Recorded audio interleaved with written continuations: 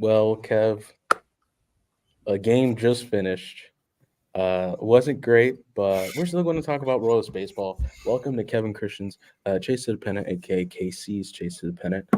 My name is Cristian Martinez. With me, as always, is my good friend, brother from another mother, Kev O'Brien. How you doing, Kev? Doing all right, Christian. Again, kind of wish we were able to take 2 out of 3 in Baltimore. That would have been really good momentum going into this White Sox series, especially after having to wait 5 hours for the game to start. Apparently, Baltimore they don't want to make up games out there, so yeah, we had to wait 5 hours for it. So kind of a depressing way to end the road trip, but still some good things we saw from the Royals this start of the season. And that is exactly what we're going to talk about today. We'll talk a little bit about what happened today's game, obviously, but I want this to really be a just a kind of live show about some of the players have been doing really well, some of the things that obviously we could see some improvement upon, one that you can clearly see from today. But let's just get started. Um, let's talk about today's game and let's use that as a foundation because today was a great example of how the Royals can play winning baseball. Mm-hmm. Because think about it, right? We'll pull up the stats from some of these guys, but you have a rotation that is really good. Like compared to last year, Mm-hmm. it is miles and miles better. And I want to start off by talking about the rotation in general. But honestly, despite the loss today, yeah, Jeff, exactly. I thought we were going to win today I because do too. Cole Reagans was serving. Like he looked like the ace that the Royals were expecting, were wanting, and he's just been great. Let's actually pull up his stats because he was a big part of this team. As you can see here, first of all, thank you to Tyler from Twitter/X for making these graphics that we're about to showcase.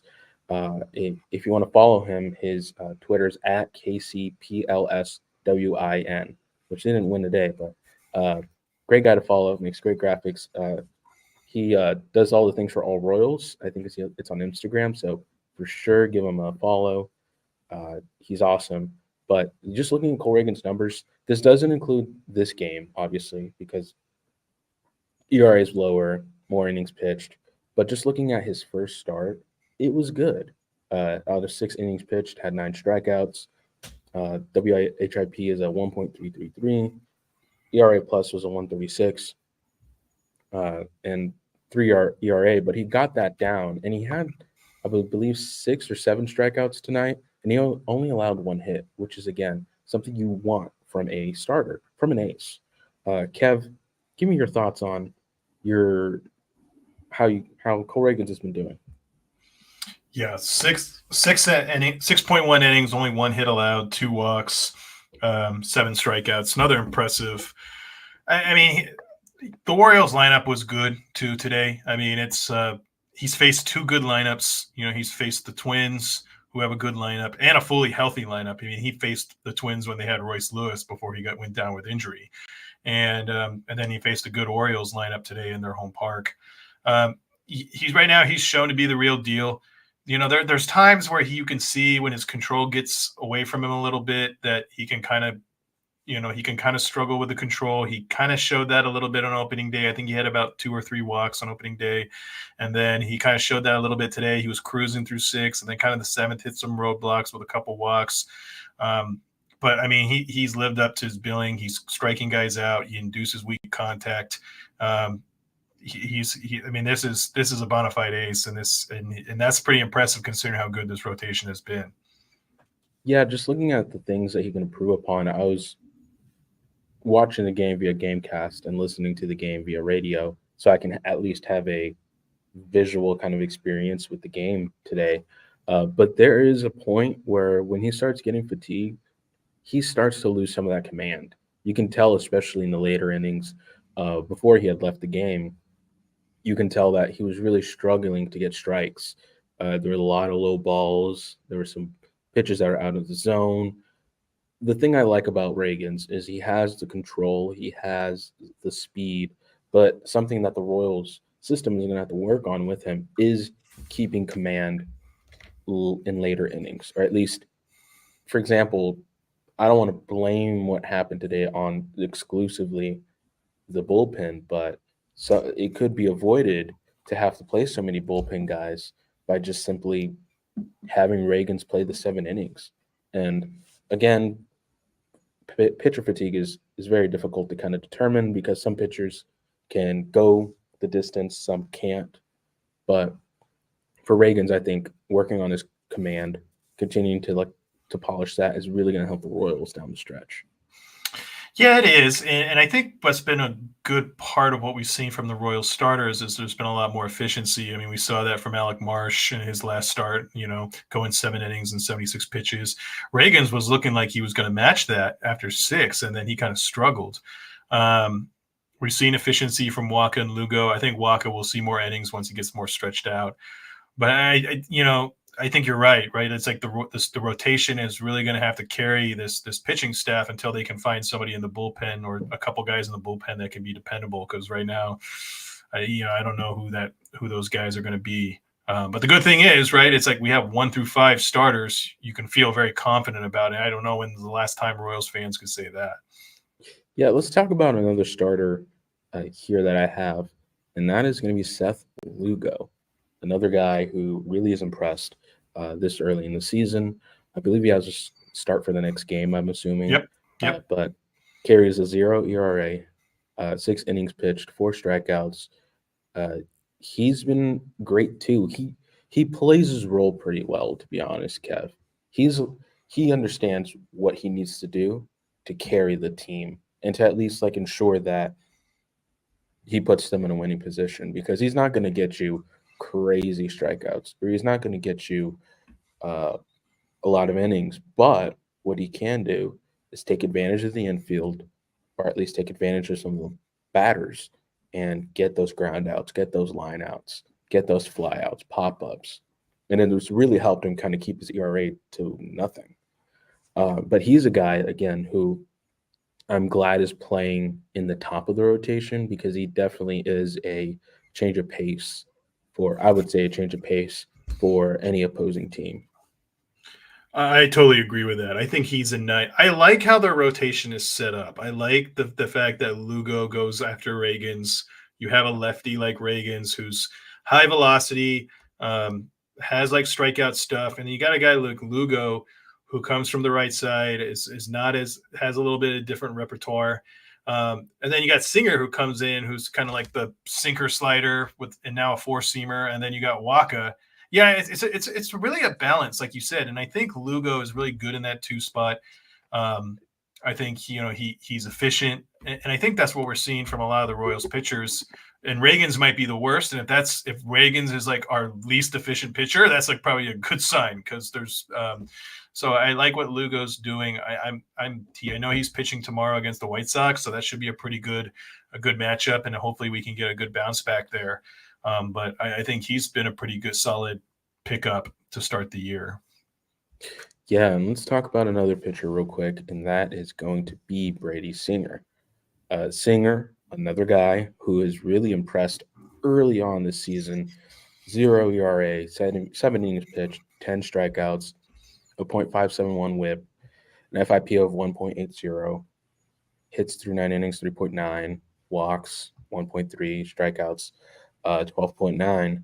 He is another guy who I can imagine is going to have a efficient season, or I would say more of a bounce back season, because he's someone that, again, the Royals have loved, were enamored with.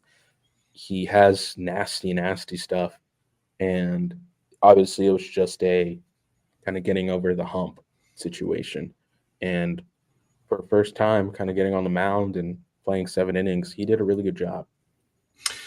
Yeah, he did. And I think, I was there. I was there for that game on Sunday, and he was just dealing, just from the stands. You could just tell he commanded the strike zone. Twins hitters were just really struggling.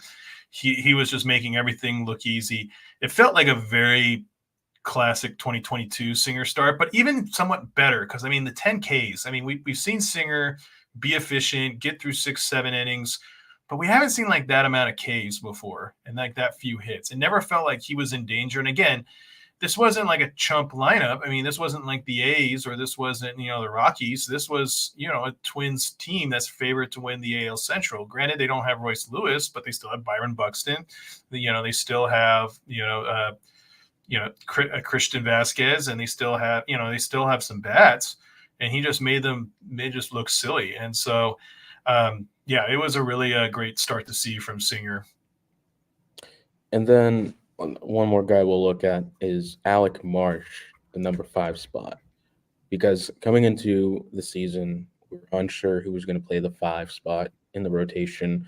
A lot of Lyles, a lot of like Daniel Lynch, but Alec Marsh won the spot, and he showed why he deserves that spot. A 1.29 inning ERA, I should say, 7 innings pitched, 5 strikeouts, a whip of a .429, and the advanced stats are really, really good for his kind of first outing. But again, Marsh is, to me, meeting those expectations of being in the 5 spot, at least providing good innings, giving us that length that we need.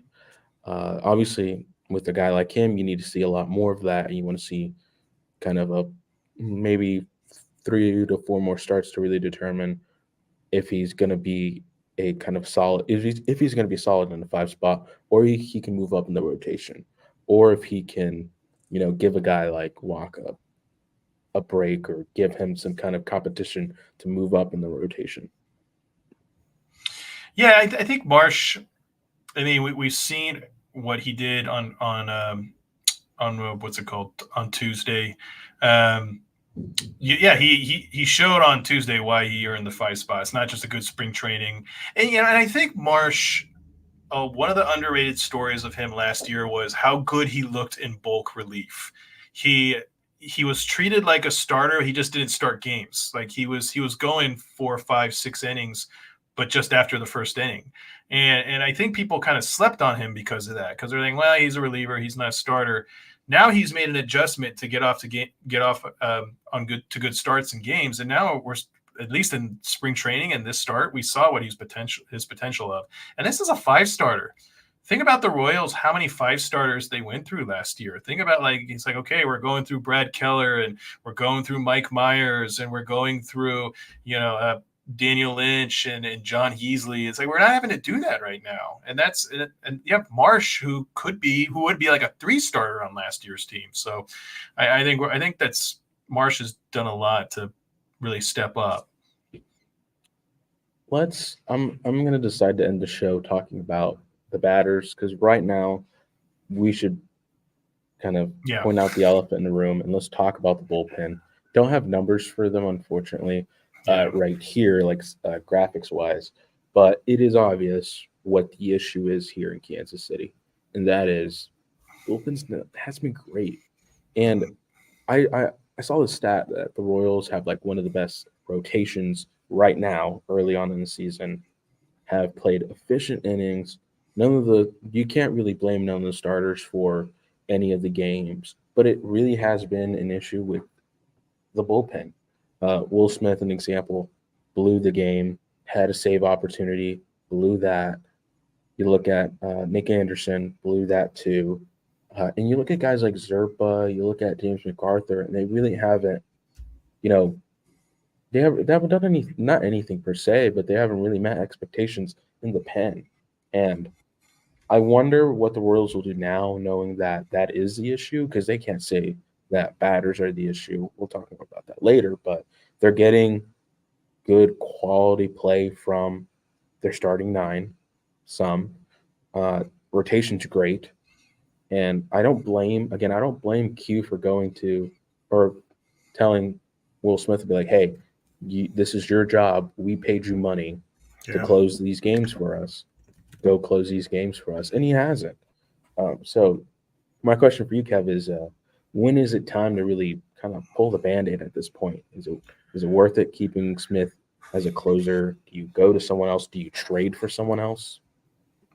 I mean, I think you got to go through the month at the very least, maybe looking at a week or 2 before Memorial Day. I always think Memorial Day is kind of like the benchmark of when you're making major moves.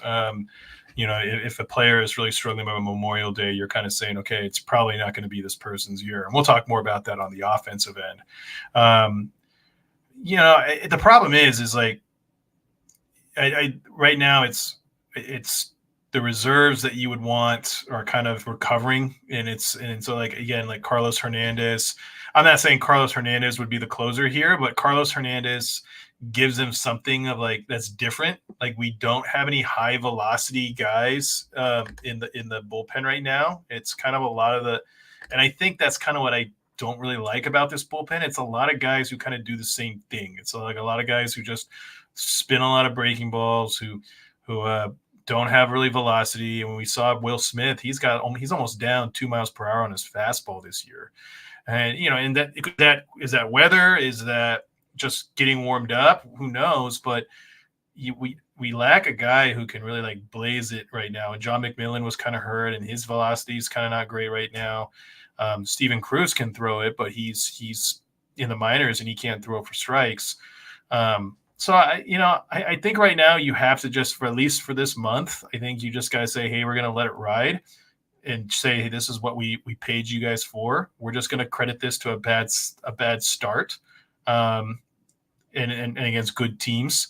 If they're doing this next series against the White Sox, then it's like, okay, like I'm concerned. So I'm hoping maybe like, if they can build some positive momentum against the White Sox, and then that can go into the Astros series, and it's like, okay, we can kind of get back to where we want to be. Yeah, and some guys that I look at even in the minors who I think can make a difference, Sam Long and Pennington. Like those are guys who heading into, leaving spring training, they were playing really well, especially for their roles in the bullpen. And they may not provide some kind of difference to the pen, but those are guys who at least have shown statistically that they can play well and they can close out innings. Again, unsure right now what the situation will look like for the near future until Memorial Day, but you would hope that the bullpen gets fixed, or at least there's some kind of solution inside the organization that can help, because the offense, rotation's been great, bullpen's been but the offense has been pretty good in my opinion. Yeah. Stands a couple situations, but I want to first talk about the guy who's in the thumbnail today. That's Bobby Witt Jr. Mm-hmm. Heading into this game, this guy's on a tear. A 0.4400 average, a 0.478 OPP, slugging percentage of a 0.950, has had 2 home runs, 2 RBIs, hard hitting percentage of 84.6, and OPS plus is a 307. OPS is a 1.4428, and DRS is 4. It's crazy that he's just been tearing up. He's been tearing it up early. And there's another guy here we'll talk about later that's also been tearing it up. But Bobby Witt's really been showing you why he is the face of the franchise, why he's just been awesome. And let's just talk about his defense too, because his offense has been great, but his defense has been so much better. You can tell that he's making those plays that, eliminate runs today. I mean, I know that Renfroe allowed a run technically, or Zerpa, whoever, but, Renfroe made a great throw and Bobby Witt made a great play to at least keep the game competitive. But, Bobby's just been doing what he's doing and he's proving himself. Yeah. I was wondering how the extension would affect him. It's like we've seen guys who signed big contracts and then kind of really have down years the next year. We saw that with Trey Turner when he signed with the Phillies, and then Chris Davis, obviously a huge one. And it just doesn't seem like it even matters. Like it seems like any pressure that people were putting on him, he's not even like feeling it. It just like he comes to the park every day. It just seems like he's just getting better and better and more confident. And I think that's just the thing. He walks, he talks, he carries himself like he's like, I am the guy of this team. Like I am the face of this franchise. And we're seeing it on the field. We're seeing it with the bat. We're seeing it, in the clubhouse. It's just, it's an amazing thing to see. The fact that the Royals were able to lock this guy down for as long as they did is still it's still crazy, but it's awesome to see. Yeah, to me, again, Bobby Witt being the leader uh, of this clubhouse is awesome because he really does everything right, and he understands his role in the offense as well. He knows that he's kind of the guy who he has to be the spark plug essentially. Him and Michael Garcia, they both understand that, they have to get this offense going one way or the other. You can even tell that the top four, I would dare say the top five, are really making a difference offensively. Everyone else in the of the bottom of the nine, they're tough, especially Renfro. When Hampson comes in, um, Nelly, and Isbell's been great. That is, I Yeah, will say, as the nine, he has been great. he's He's been great. doing what he needs to do, but you still have some parts that you can fix with the offense, Mhm. especially looking at the minors. A guy that again is proving that he needs to be in the majors is Nick Prado. Yeah. Prado is playing great right now in the minors, as far as I know. Again, I'm not a stats guy. I don't know too much about what he's doing, but all I know is just looking at his highlights and looking at what people have said, he's been playing pretty well. And he's a guy again who can't play the outfield, unfortunately, but I am excited to see him, maybe play in the majors and be a part of this team because he would be. I said this in a tweet, but I think he would be a catalyst for the Royals at this point. Yeah, and that's why people are freaking out about Hunter Renfro and Adam Frazier and those kind of guys. I think that's going to solve itself out, right? It's like if we're by Memorial Day, I mean, Adam Frazier is going to be probably out of the lineup before that, right? As soon as Michael Massey's ready to go, Adam Frazier is going to be to the bench and maybe off the roster by Memorial Day, but he'll be on the bench before, as soon as Massey is back. And so that's going to help. Like you said, it's Prado's tearing it up. If Prado's still tearing it up by mid-May, it's like that's going to force the hand with that's going to force the hand of Quatraro and Piccolo to say, okay, we got to bring him up. And hey, Hunter Renfro, you're not pulling it through. Nelson Velasquez, I mean, he's been up and down, but he's at least hit some bombs, and so he's had some good games. So and if that's the thing. It's like the core is not the problem, right? Like last year, the core, who's the core hitters here, right? It's like Bobby and who else? And Bobby took some time to get going. I don't think he really got going until late May, early June. So, Yeah, so I think it's it's kind of we have a really good problem. Melendez is looking locked in. Like I thought Melendez is just compared to where he was last year, where he was just chasing stuff off the plate, and now he's just locked in. He's been great. The guy that's been kind of the most worrisome of the core has been Vinny. But Vinny's going to turn it around. You can kind of start to see it, and once it clicks, it's going to click. So if Renfro and Frazier are our worst issues right now, it's I think we're in a good place offensively because those guys can be easily replaced and will be easily replaced. Tyler, shout out to you. I Mm-hmm. believe this is the guy who made the graphics for us. I want to make sure. I think it is. But pulling up a GOAT stat here saying that Prado's batting a .417 average in AAA through 14 PAs. Which there you go, Tyler. Thank you. But that's again, Prado would solve a couple solutions here for the Royals. Even having him on the bench would be fine because at least he can come up, he can give you a good at bat, and I wouldn't be too worried about it at that point. Um, but yeah, like you said, I think Frazier is really the most expendable guy Yeah. in the starting nine because obviously you're waiting on Michael Massey to come back once he's fully healthy. I do think he'll be a part of the core to an extent, in which obviously he's not going to get any major homers, but his ability to get on base is going to be great. His on base percentage is I think will improve this season, and Yeah. he's going to play a difference in the bottom of the nine.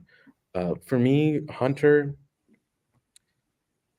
I mean, like a guy like Tyler Gentry would be like if he improves, maybe Right. someone in the minors could play his spot. But to me, what keeps the Royals from doing that is his defensive abilities. is his ability to really play well in right field, because you just saw today. Yeah. Yeah, there you go. Tyler's making a good point. He has an arm. Like, you need that. You need that for the defense, but his offense has obviously been less than ideal. I believe he got his first hit today too. He did. He did. So that's it's not great per se, but obviously there's a lot of baseball to play. Everything can change, and let's talk about this now. It's going to take us a bit to talk about the reactions and whether or not a lot of Royals fans are overreacting. I like to put it like this: comparing, obviously, I think we're 2-5 because we're 2-4. 2-4. We're 2-4. Yes. Okay, that's even better. We're 2-4 heading into the season. We just played two really good teams in the Twins, who have a great rotation, have a great bullpen, have good to great hitters. The freaking Orioles are the Orioles. They got Gunnar Henderson, Adley Rutschman, and all these guys who can bat and have good pitchers too, don't get me wrong. For the Royals to compete or at least stay competitive, to me, is a good sign. And Tyler mentions it too, like, hey, starting rotation's great. It's the best ERA in baseball. That's awesome. But like Tyler's saying, bullpen does become an issue. But overall, I think a lot of fans are seeing the start of the season, and obviously we're used to like being negative or being Debbie Downers. But I think in reality, I think this is probably the best you can do right now. It's the best the Royals. This is the best position the Royals can be, because last year in 6 games we were complaining about everything. We were complaining about the 9. We were complaining about the rotation. We were even questioning Q in general. Like, what is Q doing? Can Q cook at this point? But he's shown, Q has shown to at least be willing to mess with the 9. Has shown a lot in terms of improving their rotation, relying on the staff to improve their rotation. So I honestly think this is a win for the Royals. Obviously, 2-4 is not great, but you look at the games that we've lost, we could have won 3 out of 4 of those. Again, I think there was a Twins game where we could have easily won, and obviously the 2 Orioles games we lost, those are winnable games. Yeah, could have been a sweep. Yeah, it could have been a sweep. Imagine that. Like, comparing last season's roster, I don't even think they could win a game. I don't think they can keep it competitive. But to go to modern day and to see this Royals team play good baseball against a team that, again, has World Series hopes, or at least has the hopes of kind of having a deep playoff run, gives me a lot of hope. Obviously, again, bullpen's going to be tough, because if the Royals really want to take this season as we need to win, then I wouldn't be surprised by Memorial Day if the Royals are looking to find a closer, looking to find a guy who at least can be a rock in the bullpen, because we already have the rock offensively. We already have the rock in the rotation. I just think, like you said, we need a prove it guy in the bullpen. Yeah, I agree. It's like our run differential's +4. Where our expected win loss is 3-3. Again, if you would say that, hey, we played 2 teams that made the playoffs last year, and it's like, and we played who basically returned everybody from their playoff teams, and we basically should have been 4-2 at the end of this 6 games. I think a lot of Royals fans would be like, wow, like that's kind of crazy. And like you said, last year it was like we weren't even close. The bullpen's been a problem, but the good thing about bullpen problems is that they're the quickest problems to solve, because you find 1 or 2 guys in the bullpen, things can change. It's a lot harder when your lineup stinks, right? It's like when you don't have a good lineup, that's a lot harder to change on the fly. It's a lot harder to change a rotation on the fly, right? If you don't have good starters, it's a lot harder to find a guy in your system or on the waiver wires that's going to be effective. A bullpen, you can change that. I can see this bullpen looking very different by Memorial Day. I could see this bullpen not at all what we saw on opening day. I could see a combo of guys coming from the system, but I could also see, hey, maybe they're grabbing somebody from another organization. Maybe somebody waves somebody and they pick them up.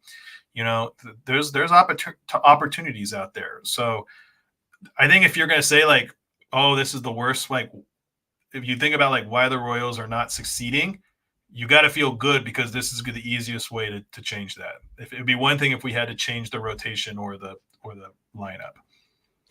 Yeah, and again, it's to me it is all about the bullpen, but I think just looking at the offense, it's just been great. Again, like we said, there are obvious maybe a hole or two in this piece of cheese, but overall, it's just been pretty good. Um, and oh, hold on, sorry. Yeah, Will Klein. That's another guy. Tyler mentioning Will Klein. That's another guy who could solve the bullpen issues here Agreed. For KC. Real quick, I do want to talk about someone else because I totally forgot, I believe, and that is MJ Melendez. We mentioned his improvement. Looking at his stats, that's as good as it gets, man.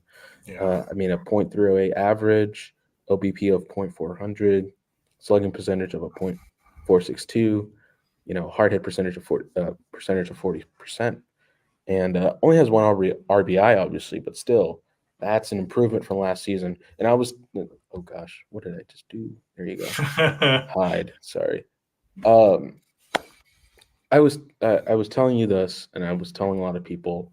I think MJ's improvement is going to be noticeable this season because last year was really like a tough first year for him. Because imagine going from catcher to left field. That's like going from a cook to a nurse, which again, not an easy transition. It's not fun, but you give him a full offseason to improve. Defensively, you work on his batting eye. You work on his patience, and now you're seeing the results. And that's the thing I love about the Royals right now is they're looking at the data and they're saying, okay, we're going to embrace it and we're going to take advantage of that. I believe that there was a post highlighting some of the Omaha players using data. And to me, I'm like, that's crazy. That's like, that's like Jesus coming out of the cave, but to me, I'm just glad to see MJ's improving, and I'm glad to see MJ is going to be a part of the core.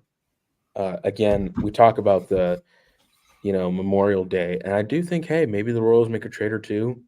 My ideal spot would be make a trade for the offense, maybe find another batter, maybe find an outfielder. We talked about this in the offseason, but maybe find a long-term solution for the outfield and maybe keep Hunter Renfroe, on the bench.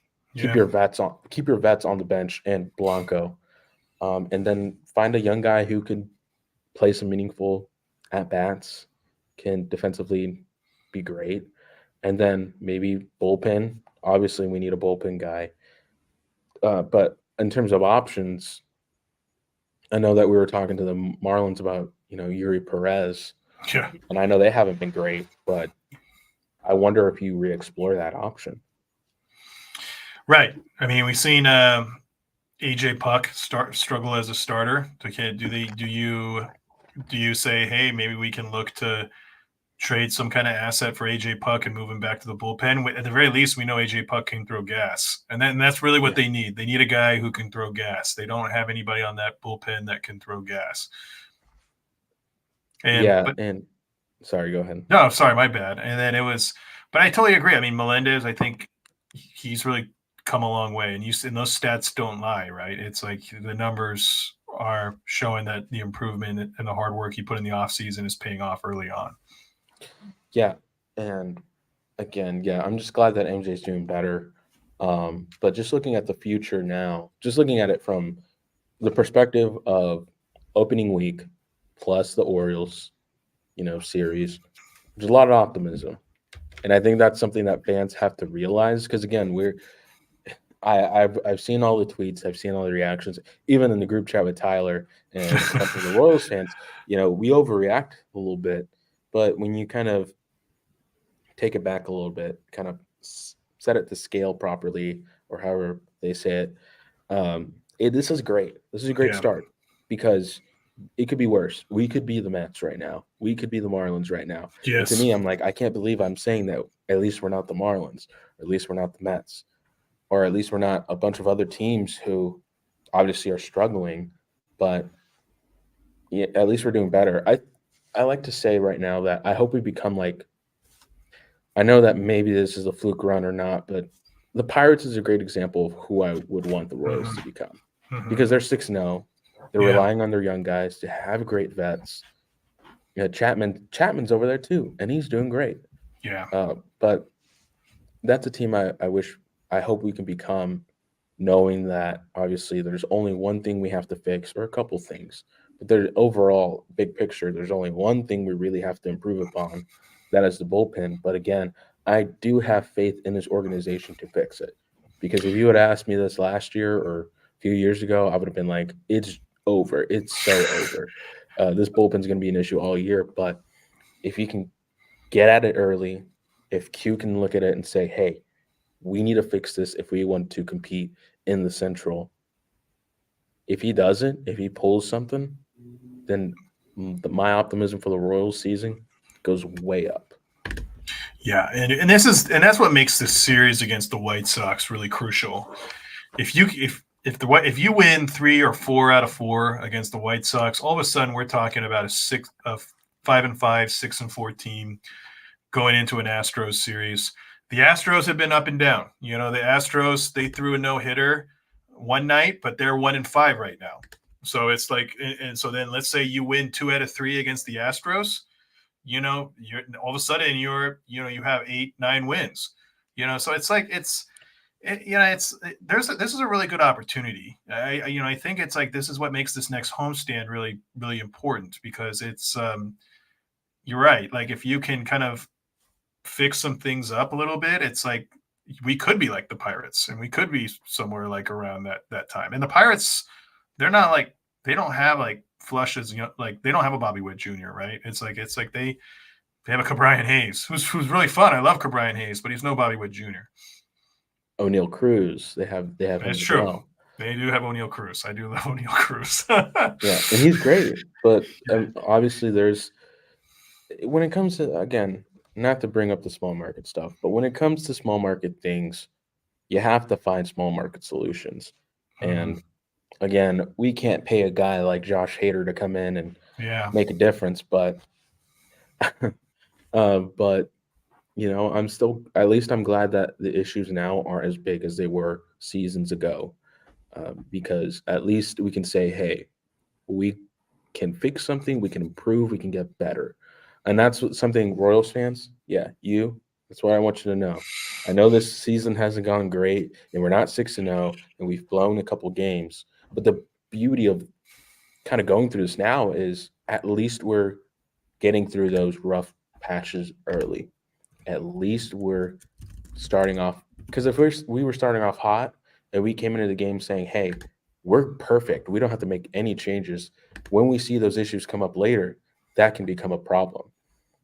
And Yes. not every baseball team is the same, but again, looking at this Royals organization and looking at being 2-4, there's more positives to take away than negatives. Obviously, there are players who can be negatives and all these other things, but at least you look at this team and you say, this can be a winning team. They're a few pieces away from possibly winning the Central and winning the pennant, which would be awesome. It'd be great. It would be awesome to, relive the feeling of winning the Central again. But again, Rome wasn't built in a day. It's going to take a lot of progress. It's going to take a lot of, you know, improving. Let's talk about the White Sox real quick, and let's kind of do a preview before we leave. The White Sox, they've certainly been the White Sox. Been all over social media with some of their exquisite defense, and they have good starting pitchers. Don't get me wrong, but And boy, that milkshakes. defense. Yeah. Oh my God, that Those, milkshake actually looks good. I if I ever find myself in the White Sox stadium, it's only because I want that milkshake. I don't know if you guys have seen it, Oh, and that is another thing. They are the Chicago Royals because my God, they've literally tried taking every one of our players. But anywho, it is a do not a do or die, but I would call it a very very important series, like you said, because this does determine where the season goes, where you kind of put yourself in. Because if you come out of this game 4-0 or the series 4-0, then you're like, okay, we're cooking with grease. Mhm. Let's add a little more, fuel to the fire and let's get this thing going. But if you somehow, again, knock on wood, if you go 2-2, 1-3, then you're like, okay, we need to cut off something, man. We got to cut off a toe. We're going to have to cut off an arm. We're going to have to cut off something just to make this work. Because then, to me, that becomes inexcusable at this point where you're going up against the White Sox who haven't been great. I don't know what the record is, but they haven't been, you know, darlings or haven't been awesome. Starting pitching aside, they haven't been good. But regardless, at least this gives the Royals a chance to say, hey, if we can win 1-4, okay, so at least we're better than them by a win. Yeah. But their White Sox are 1-4. They're not doing so great. The Royals can come in and prove that they can dominate against a team like the White Sox. Then you can come up and say, okay, there's a lot of improvement. We're doing better. How can we make this team not unstoppable, but how can we make this team better?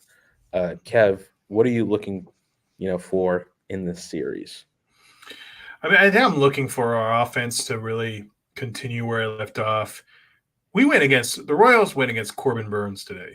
Corbin Burns, Cy Young winning Corbin Burns, and they got they got 3 runs and 10 hits off Corbin Burns. So the White Sox do not have that kind of caliber of pitching, right? So it's like it's they're going to have a tough one on Sunday against Garrett Crochet, who looks like he might be this year's Cole Reagans. I mean, he's pretty impressive, Garrett Crochet. But other than that, I mean, Mike Soroka, yeah, kind of mediocre. Eric Fetty, he's not bad. I'll give him credit for that. Chris Flexen, not a fan. So you're looking at those 3 games. It's like the Royals offense has to keep going. We can't see the Royals offense have a bad series right now. So I think that's going to be really key. Um, and it'd be nice for the Royals to be able to have some comfortable leads. I'm talking about like 4, 5, 6 run leads, because we're seeing that maybe 3 runs isn't enough, right? It's like we need more insurance runs right now. So I think that's going to be kind of key too, is like what kind of leads are the Royals building?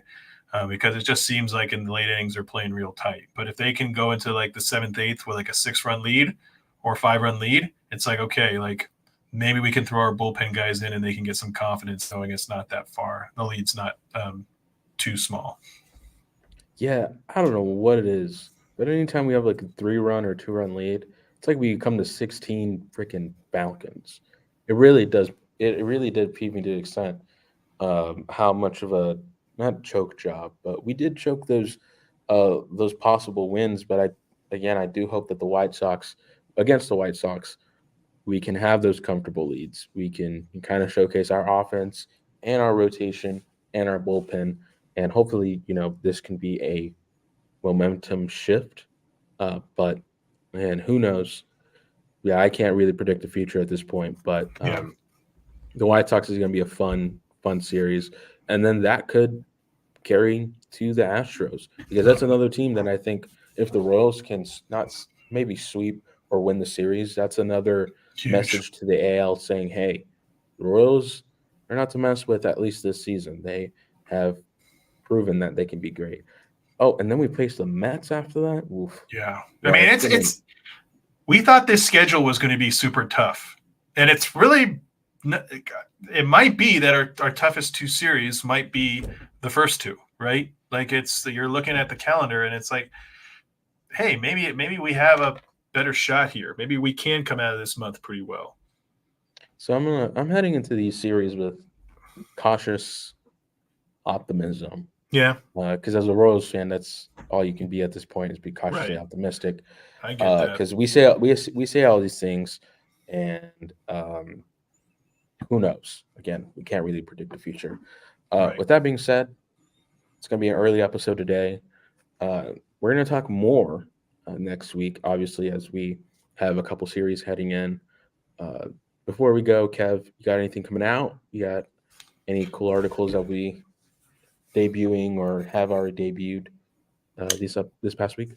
Yeah, I wrote a little bit about Alec Marsh, his start yesterday, and my latest post, and that kind of talked about how he used his changeup as the most used pitch on his first start. So I wonder if that's going to be a trend. I hope on my Farm to Fountains piece will either drop Friday. I was hoping I could have some time during the game to get it done, but I got too engrossed in the game.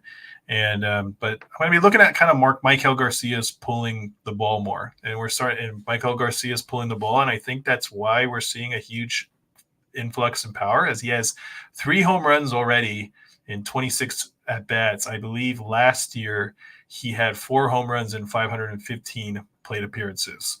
So obviously Michael Garcia has really just done something, has really changed things on the power end, and I think it's a lot of it because he's trying to pull the ball more. Yeah, I was scared. I think it was yesterday. He had seemed to be injured for a moment. Yes. I think he had baseball hit his foot or hit him somewhere in the lower body, but that was a scary situation. But I'm glad that he's doing. It didn't really affect him.